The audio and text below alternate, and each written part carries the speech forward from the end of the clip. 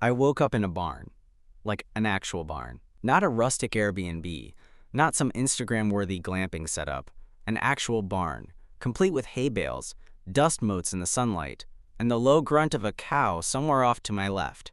My head was pounding, my mouth was dry, and my jeans were stiff with something that was probably beer, sweat, or both. I groaned as I sat up, disoriented, my whole body aching like I'd wrestled a horse and lost. I blinked at my hand. There was a ring on my finger, a plain silver band, sitting snug on my left hand, exactly where a wedding ring would go. I froze, staring at it, trying to piece together what the hell happened last night. I remembered arriving in this small Montana town yesterday afternoon for my friend's bachelor weekend. His cousin owned a ranch out here and promised a weekend full of beer, bonfires, and no cell service. I wasn't exactly a cowboy kind of guy, but I needed the break.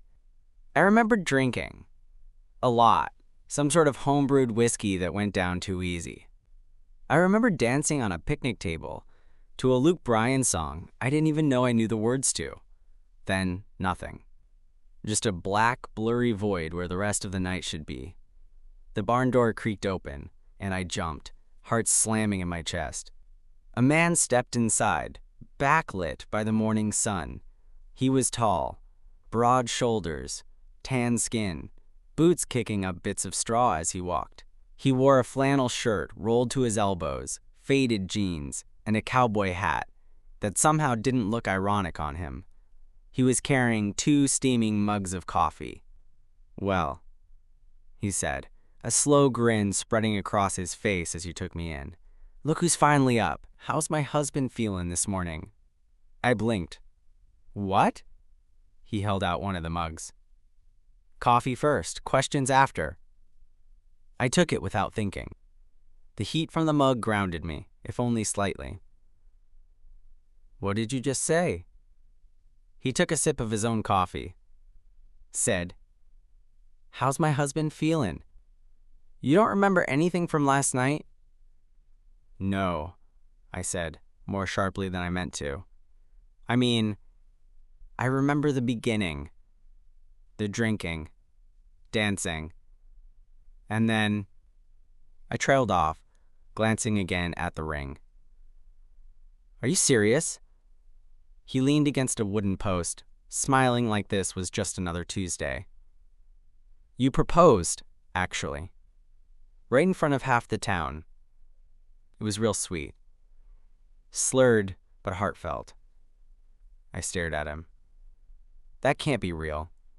There's no way I don't even know you." "You knew enough, apparently," he said, eyes twinkling. "We got hitched right here in the barn. Justice of the peace happened to be at the party. Handy guy." I stood up too fast, and the world tilted sideways. No. No way. This has to be a joke. "The cowboy? My husband?" tilted his head. "Your name's Oliver, right? From Chicago?" I froze. "How do you know that?" "Because you told me," he said simply. "Right before you grabbed my ass and said I had. The kind of jawline that makes a man do dumb things. Then you started crying and said you always wanted a cowboy wedding." I dropped my face into my hands. "Jesus Christ." "I'm Eli," he offered, voice gentler now. "Eli Carter. I own this place." I looked up at him. "And we actually got married?" He shrugged. "As far as the state of Montana is concerned, yeah." There was a long silence. Dust floated through the golden morning light between us. Somewhere outside, a rooster crowed. I took a shaky breath. "Do you want to annul it?" Eli smiled slowly. "I mean, we could. Or... He pushed off the post and stepped toward me, his boots crunching over straw. "Or you could stay a little while, see how it feels. Might be easier to remember why you did it in the first place." I looked down at the ring again, the cool metal against my skin like some surreal anchor to this moment.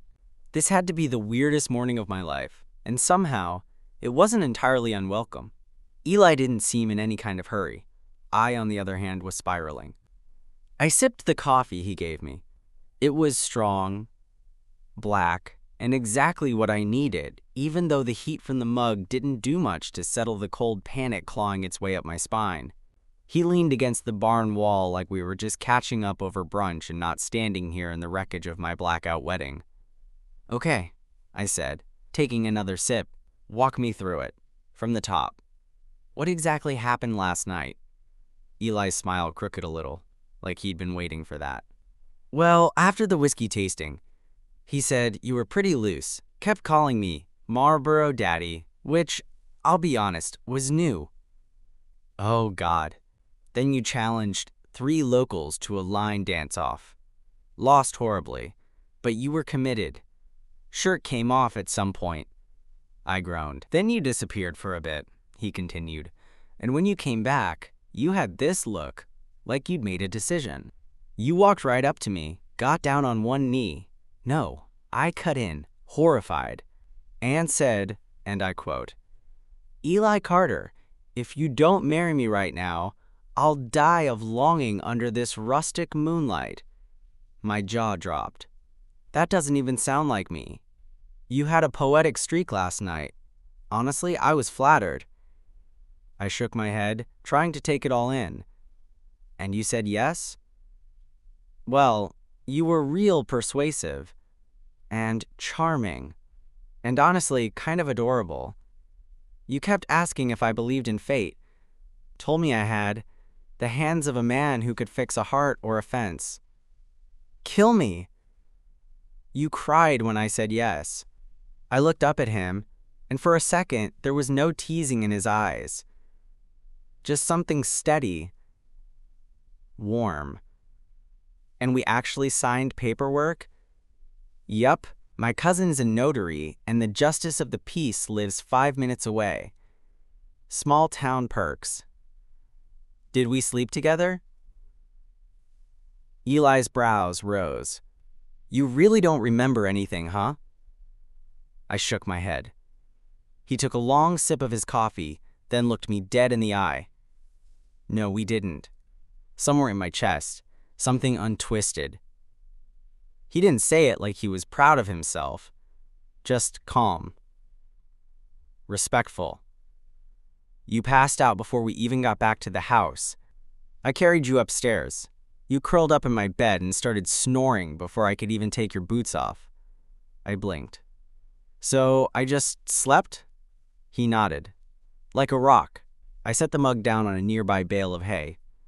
"Okay, so I made a fool of myself, you humored me, and now we're technically married."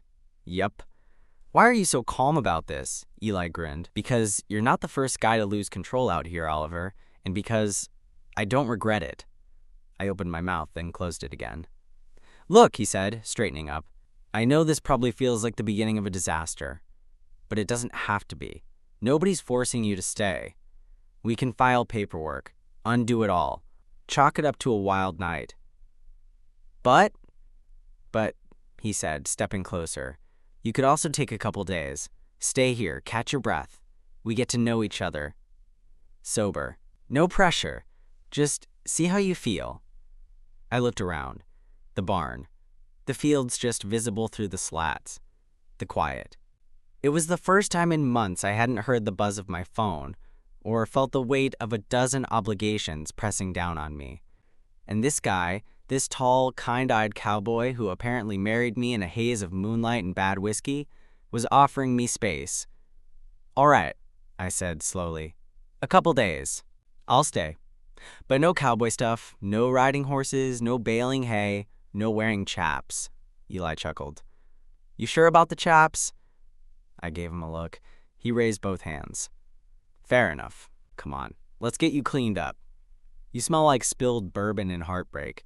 I followed him out into the sunlight, the barn door swinging shut behind us, and for the first time since waking up, I felt like maybe this wasn't a total disaster after all. Just a very weird beginning. Eli's house looked exactly like I expected a cowboy's house to look. Rustic wood beams, leather couch. Worn-in furniture that looked older than me. There were framed photos of horses, family, and what looked like rodeo events lining the hallway. The kitchen had cast-iron pans hanging on the wall and a big ceramic jar labeled sweet tea on the counter. I wasn't even sure if that was decorative or literal. Eli handed me a towel and a clean pair of sweatpants that looked about 2 sizes too big. Showers down the hall. There's soap and a comb if you want to fix the chicken fight going on with your hair.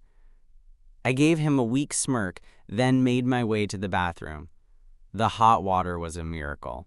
As I stood under the stream, trying to remember even one clear moment from last night, I still couldn't picture myself doing what he'd said.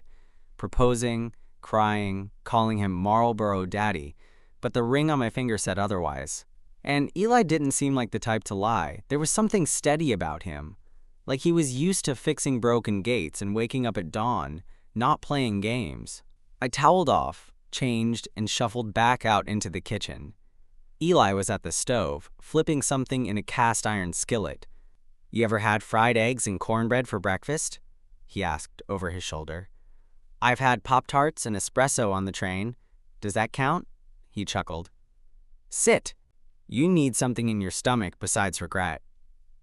I slid into the chair at his kitchen table. Everything felt too real now. The ring, the house, the strange comfort of being here in someone else's world. Eli set a plate in front of me. "Eat." I stared at the food for a second. Golden cornbread, thick slabs of bacon, perfectly fried eggs, then picked up the fork. "You do this for all your accidental husbands?" He smirked, sipping his coffee. "You're my first, actually, so you've set a high bar." I hesitated. "So, what's the plan? Am I just hanging around while you ranch and I contemplate all my life choices?" "You could do that," he said, biting into a piece of bacon. "Or you could help out. Nothing crazy, just little stuff." "I don't know anything about farms," he shrugged. "Not a requirement. You've got hands. I've got things that need holding."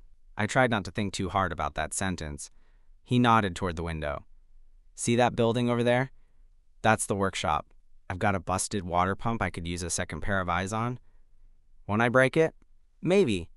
But it's already broken, so you'd be keeping it consistent." I rolled my eyes but felt a reluctant smile tug at the corners of my mouth.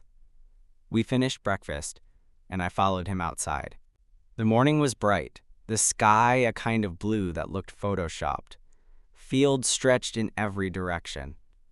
There were actual cows in the distance, horses grazing, a dog trotting past like it was on a mission. And Eli, walking beside me like this, was totally normal. "This place is a lot," I said. "You mean quiet? Or real?" "Both." He unlocked the door to the workshop and held it open for me.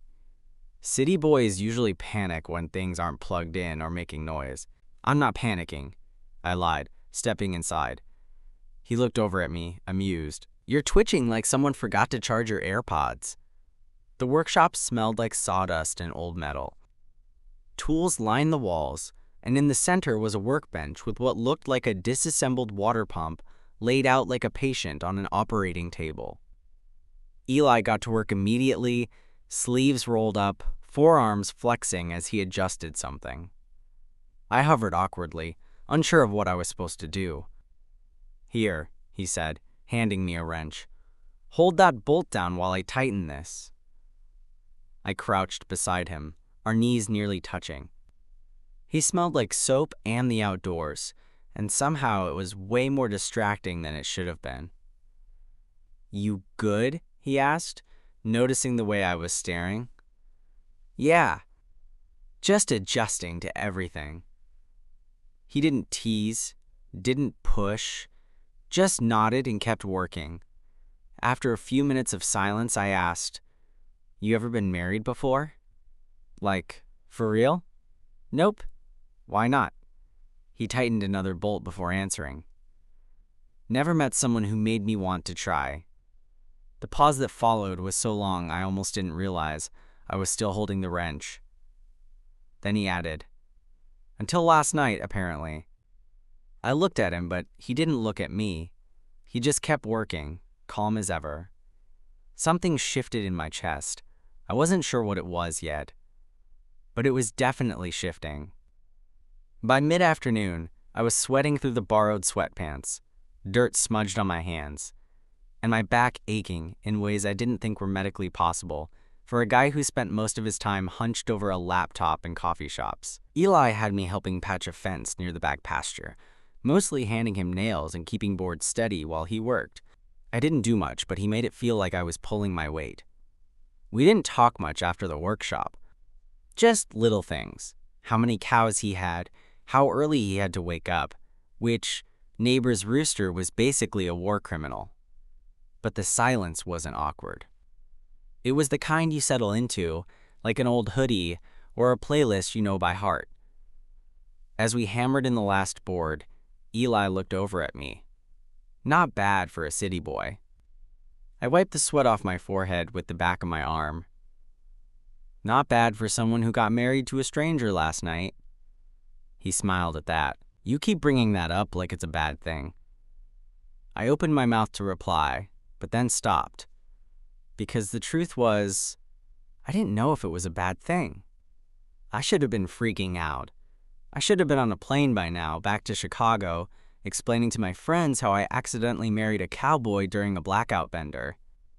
I should have been calling lawyers, Googling annulments, swiping through my contacts for someone to yell at. But instead, I was here, standing in a field, under a sky so wide it made me feel small in the best way. And next to me was a man who, against all logic, made me feel not alone. What are you thinking about? Eli asked. I hesitated. What happens when the weekend's over? He took off his hat and ran a hand through his hair. Depends. On what? On whether or not you still want to be married. I let out a short laugh. You can't be serious. Dead serious. You don't even know me. I know you spent all morning helping me fix a fence you didn't break. I know you said please and thank you when I handed you breakfast. I know you didn't run off screaming when you woke up next to hay and commitment. I stared at him, half shielding my eyes from the sun. You're not seriously considering staying married to a guy you danced with once and got drunk enough to propose to. He looked right at me. Maybe I am. My chest tightened. You don't think that's crazy? He smiled faintly. I work with animals that kick when they're scared, sleep in fields during calving season, and talk to the sky when the crops don't grow. Crazy's relative. I didn't know what to say to that. We walked back to the house in silence. The sun dipped lower on the horizon, washing everything in amber. I could hear bugs buzzing in the grass, the soft lowing of a cow in the distance. Eli walked like he belonged to the land, like he didn't need to rush for anything, or anyone. Back inside, he handed me a beer from the fridge without a word, and collapsed onto the couch, patting the cushion next to him. I hesitated, then sat. You're quiet, he said after a moment. Just tired. Physically or mentally? Both. He nodded. I get that.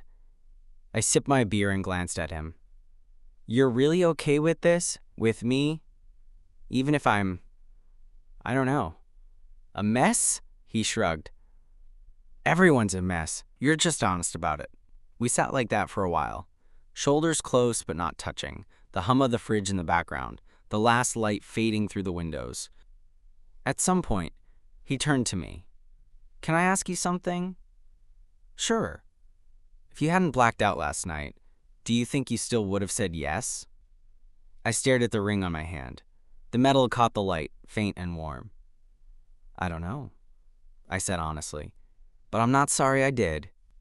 Eli's expression didn't change, but something in his eyes softened. Then maybe that's enough for now. And for the first time in a long time, I didn't feel like I had to know the next step. I didn't need a plan. I didn't need a checklist. I just needed to stay in this moment a little longer. That night, I didn't sleep in the barn. Eli made up the guest bed in the room down the hall from his. The sheets smelled like clean cotton and cedar. There was a window cracked open to the sound of crickets and the slow hum of summer air. I lay there staring at the ceiling for what felt like hours, trying to make sense of everything that had happened. What scared me wasn't that I'd gotten drunk and made a reckless decision.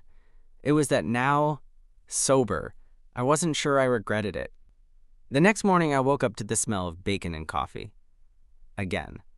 This man really knew how to weaponize breakfast. I padded out to the kitchen, still in the oversized sweats. Eli was by the stove, bare feet on the wood floor, hair damp from a shower. "Mornin', husband," he said without turning around. I groaned. "You've got to stop calling me that." He glanced over his shoulder. "Why? It's technically accurate." I sat down at the table and grabbed the mug he slid toward me. "I'm gonna end up with some kind of emotional whiplash." He leaned against the counter, arms crossed. "Well, let's start simple. What's the scariest part about all this for you?" I opened my mouth, then paused. "Honestly, that it feels good. Like it fits, and that's terrifying because it's not supposed to." Eli nodded, not pushing, just listening. "I mean, this isn't me," I went on. "I live in a studio apartment with 3 plants I've kept alive out of spite. I work in digital marketing. I haven't seen a real live chicken since a 4th grade field trip. I don't do this." "This?" he asked. "Waking up married to a guy the first met once. On a farm, in the middle of nowhere." He smirked. "You keep saying that like it's the worst case scenario." I looked down at the ring again. "I think I'm scared of how easily I could want this." That changed his expression. Just a flicker. But I saw it. He walked over and sat across from me. "You ever think maybe your life just got too small?" he asked. "Too narrow, too predictable. And now something cracked open, and yeah, it's messy, but it's real." I stared at him. "You're dangerously good at this cowboy therapy thing." He grinned. "I've been through some shit too, Oliver. You don't grow up gay in rural Montana without a few years of soul searching." That caught me off guard. I don't know why it hadn't occurred to me before, but hearing him say it out loud was something else entirely. "You're out? Here?" He nodded. "Yeah, took a while. Had to lose a few friends to gain peace. But most folks around here just want to know you're honest and that you'll show up when their truck won't start." There was something deeply grounding about the way he said that. No dramatics, no trauma monologue, just truth. "Do you want to be married to me?" I asked quietly. He leaned forward, elbows on the table. "I don't know you well enough to say yes forever, but I know enough to want to find out." I swallowed hard. That wasn't some Disney answer. It wasn't even romantic in the traditional sense. But it was probably the most honest thing anyone had ever said to me. After breakfast, we rode out to the far pasture in his beat-up truck. He had some work to do fixing a gate that had come off its hinge. I offered to help, though I mostly just handed him tools and tried not to get stung by whatever angry insect lived under the fence post. As we worked, he told me about the property, how it used to belong to his grandfather, how he'd almost sold it a few years ago when the bills stacked too high, how he stuck it out because this land felt more like home than any place ever had.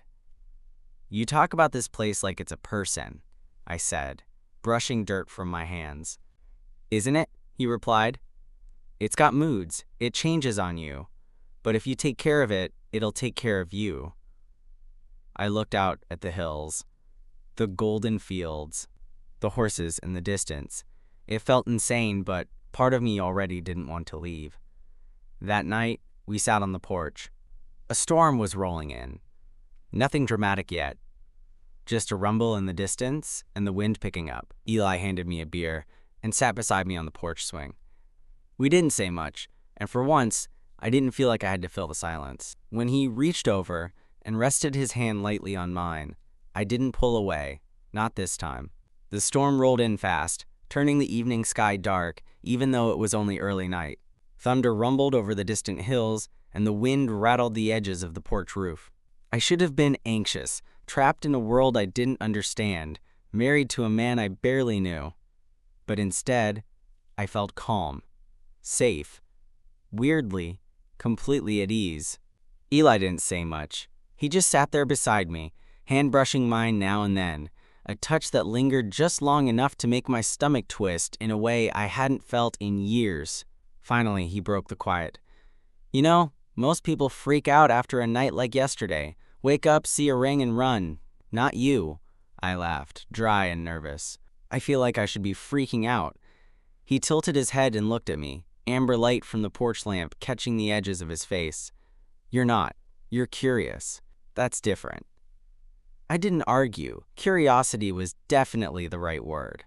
I was fascinated by him, by this place, by the ridiculous situation I'd fallen into. Curious about what? I asked quietly.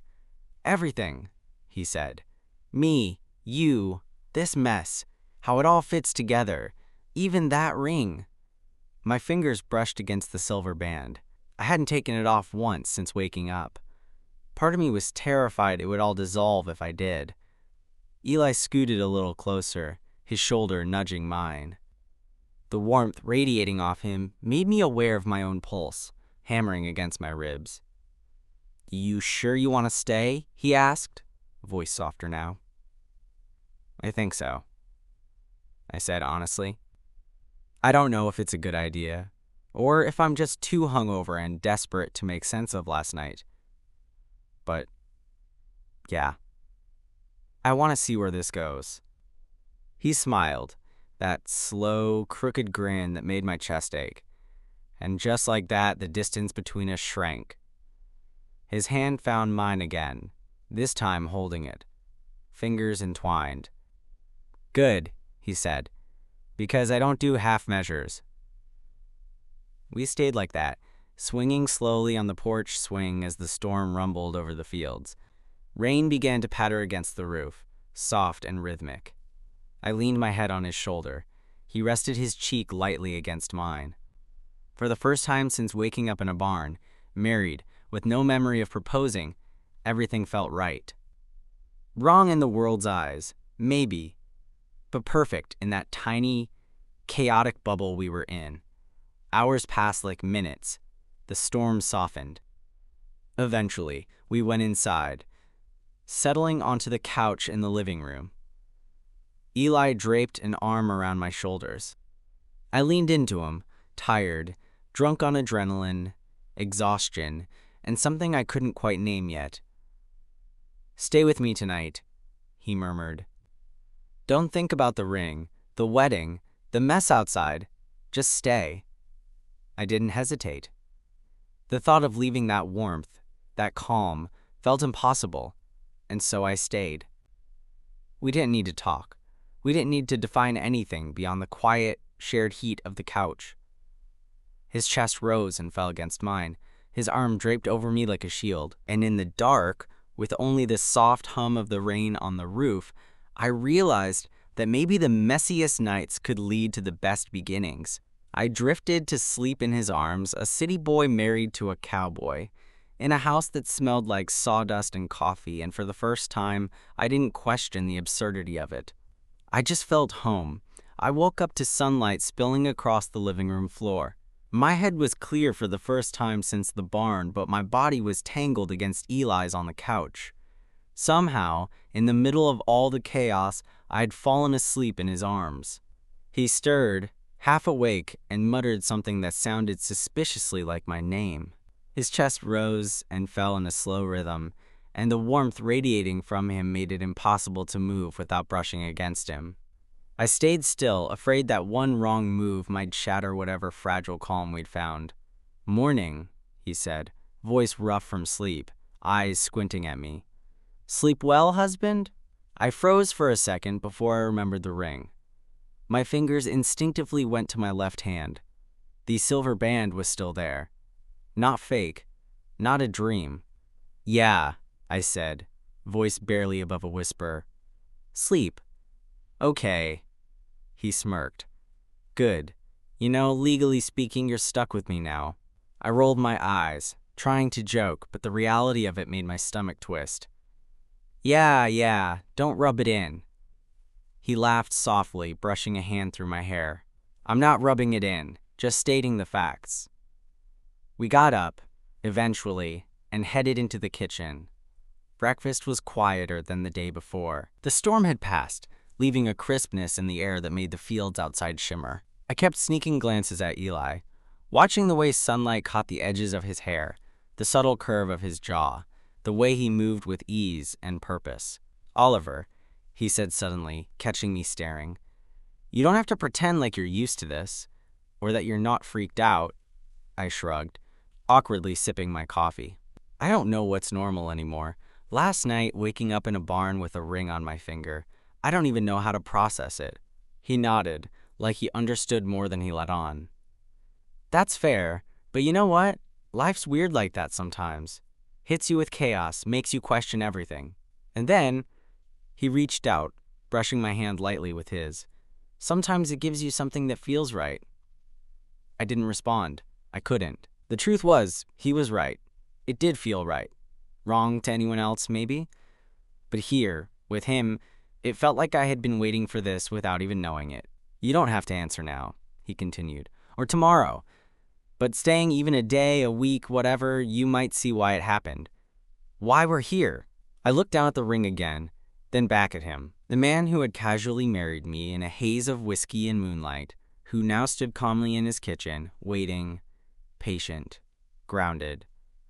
"I'll stay," I said finally, "for now. See how it goes." He grinned, that slow, crooked grin that had already started to feel familiar. "Good, because I've got chores and I need a partner for some serious manual labor. And trust me, you're better than nothing." I rolled my eyes but smiled. Better than nothing? Is that supposed to be encouraging? "Absolutely," he said, winking.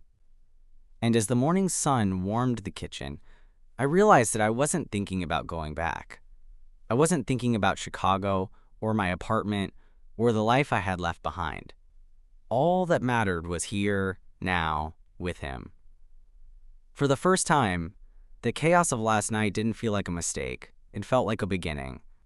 And maybe, just maybe, the wildest nights really did lead to the most unforgettable mornings. The next few days passed in a blur of sunshine, hay, and the slow rhythm of farm life. I learned things I never thought I'd know: how to feed chickens without getting pecked, which cow was the grumpiest, and that Eli had a knack for fixing things I never knew were broken.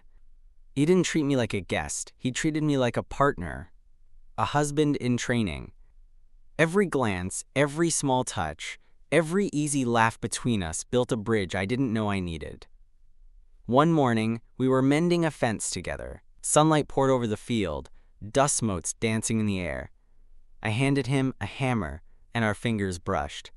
He didn't pull away. "You know," he said, squinting at me as he worked, "I didn't think much would come of last night, but seeing you here, I like it, more than I expected." I laughed, a little breathless from the awkwardness of feeling this exposed. "I still can't believe I proposed to a stranger in a barn." "Not a stranger anymore," he said softly. "I've known you for 3 days, and it's already better than some marriages I've seen after 3 years." The words made something twist in my chest. Better than some marriages after 3 years. And here I was, barely a day into this accidental life with him, and I realized I didn't want it to end. That night, we watched the sunset from the porch, the sky ablaze with pink and gold. Eli's arm was draped over my shoulders. My head rested against his chest. The air smelled of fresh-cut hay and smoke from a distant fire. "You ever think about it?" he asked quietly. "How crazy it is that we met, danced, got drunk, and ended up married?" "All the time," I said, "and somehow it doesn't feel crazy anymore. Feels right." He turned slightly, looking down at me, his thumb brushing along the back of my hand. "Right is good. Right is enough." I felt heat rise in my chest. "You don't regret it?" He shook his head. "Not for a second." The truth was, I didn't regret it either. Not the ring, not the barn, not the way my life had turned upside down in the span of one night. For the first time in a long time, I felt like I was exactly where I was supposed to be. Over the next week, the farm became my world. Eli showed me the ropes, and I learned fast, or at least fast enough to be helpful. We laughed when I dropped tools or got mud in my boots. We shared meals, jokes, and stolen moments on the porch swing. And at night, the quiet hum of crickets and the warmth of his arms reminded me that this accidental marriage wasn't a mistake. One evening, as the fire crackled in the fireplace, Eli turned to me, face soft in the flickering light. "Oliver, I know this started as chaos, a drunken proposal, a blackout, a ring on your finger. But I mean it when I say I want to see where this goes. I want us. If you'll have me." I smiled, feeling my heart catch in my throat. "I've already said yes once, Eli. I'll say it again. Yes. For as long as you'll let me." He leaned in, and for the first time since the barn, our lips met. Not out of drunken bravado, not out of accident, but because we wanted it. Because this messy, chaotic, unbelievable life had somehow led us exactly here. The ring on my finger didn't feel like a mistake anymore. It felt like a promise. And as we held each other in the glow of the firelight, I realized that sometimes the most unforgettable nights, the ones that leave your head spinning and your heart racing, aren't mistakes at all. They're beginnings. Beginnings of a life I never expected, with a man I never planned on loving. A cowboy. My husband. My home. And for the first time in forever, I couldn't wait to see what came next.